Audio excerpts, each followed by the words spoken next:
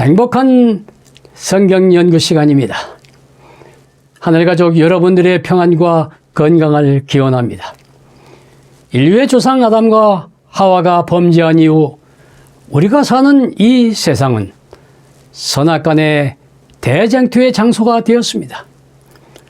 이제 약속하신 예수님의 재림으로 선악간의 기나긴 싸움은 끝이 나고 영원한 하늘나라 영광의 왕국이 건설될 것입니다. 눈물과 고통과 죽음이 지배했던 이 세상은 행복과 평화의 장소로 변할 것입니다.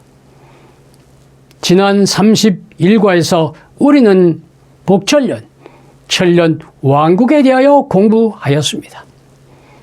오늘은 제32과 베드로후서 3장 13절에 새하늘과 새 땅이라고 부르는 천국, 신천, 신지, 영원한 천국에 대하여 공부하고자 합니다.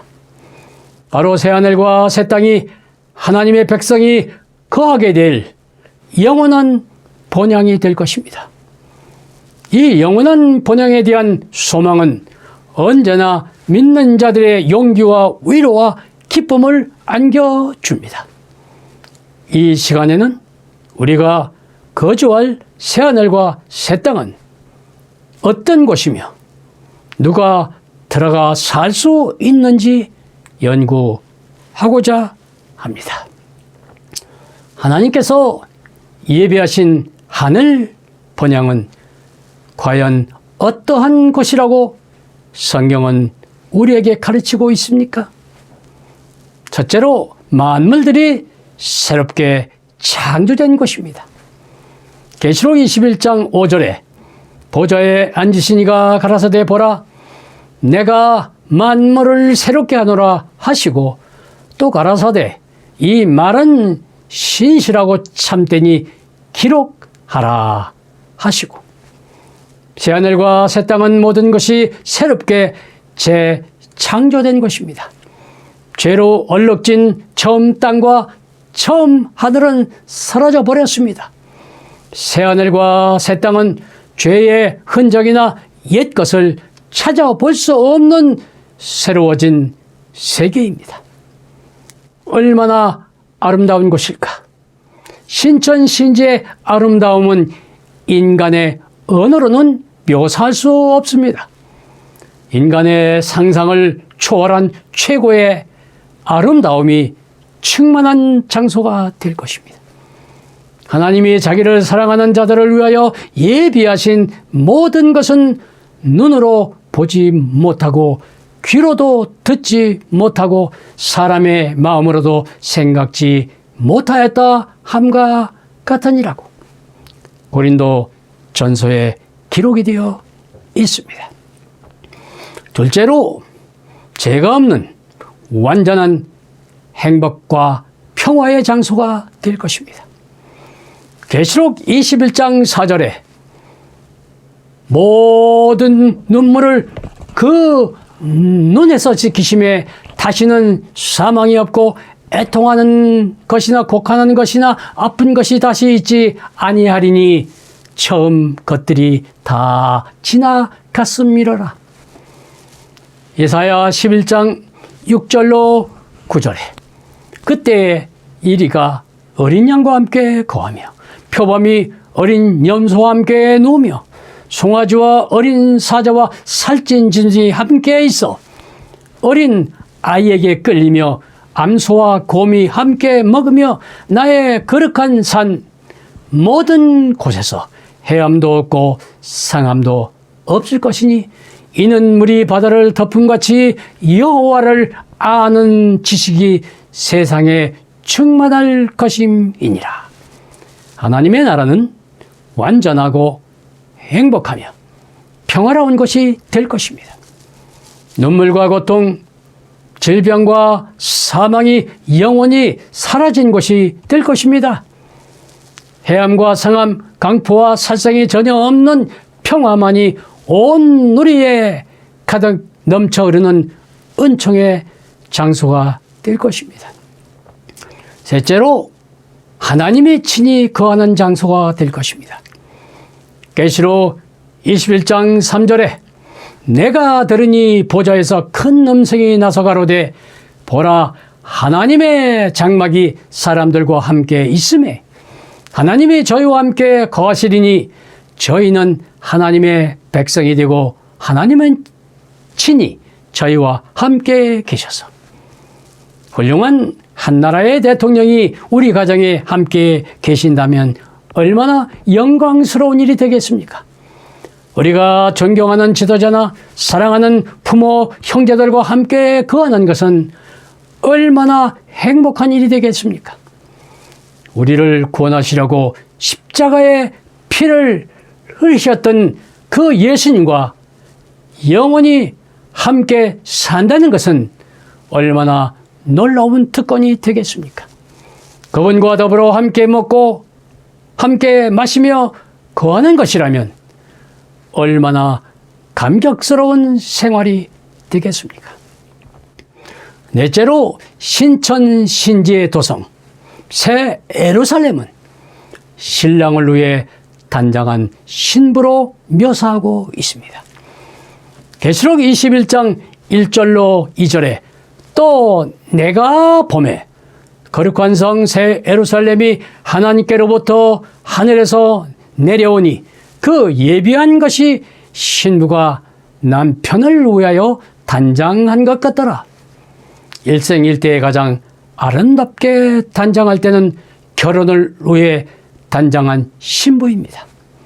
실제로 신천신지는 단장한 신부보다 더 아름답고 황홀한 장소가 될 것입니다.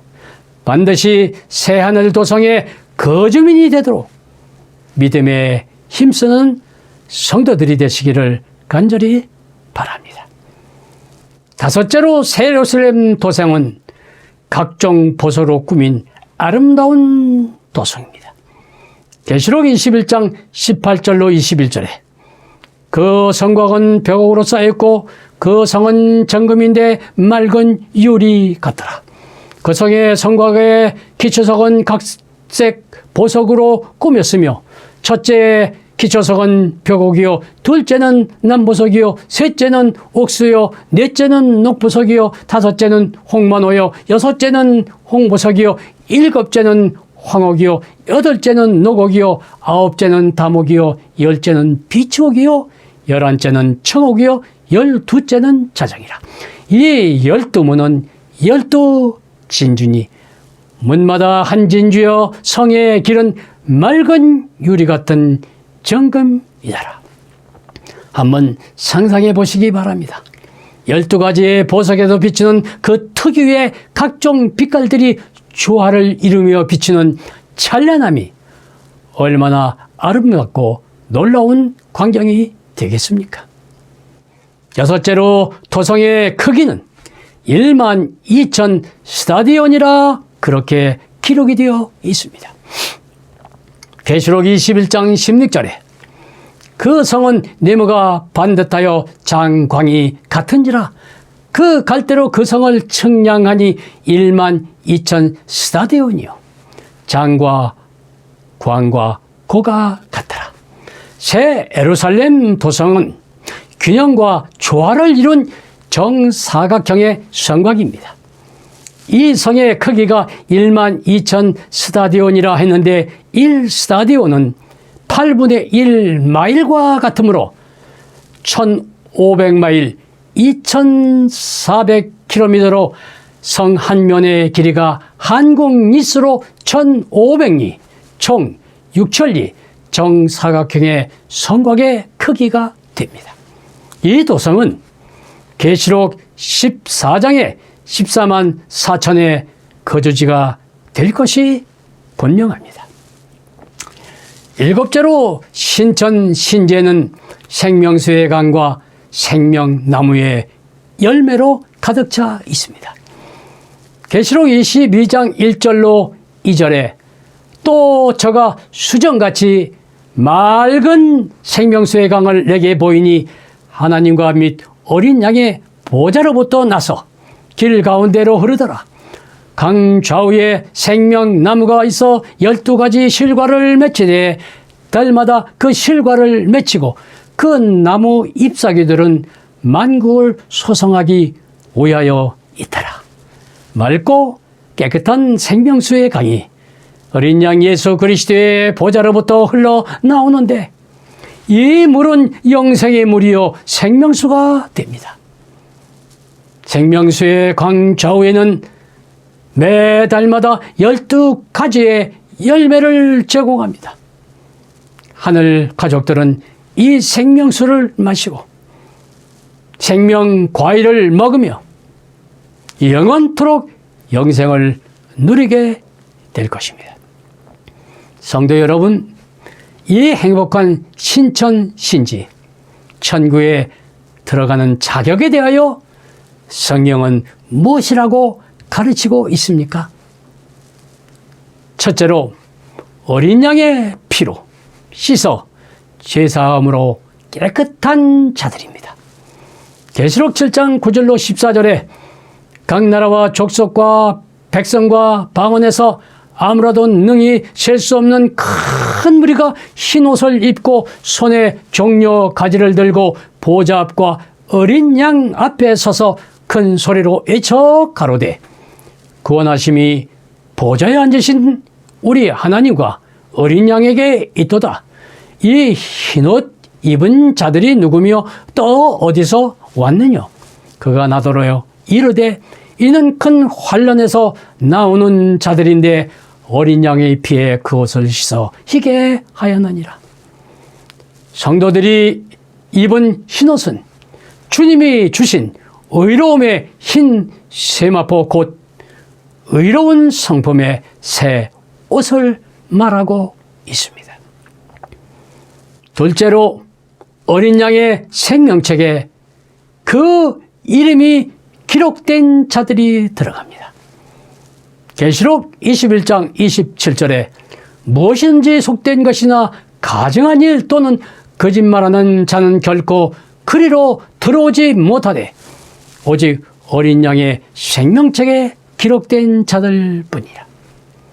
마지막 하나님의 심판대 앞에서 생명책과 죄책 여러 책들이 놓여 있고 모든 인류는 책에 기록된 대로 심판을 받을 것이라고 계시록 20장 기록된 이것이 조사 심판이라는 사실을 기억하시기를 바랍니다.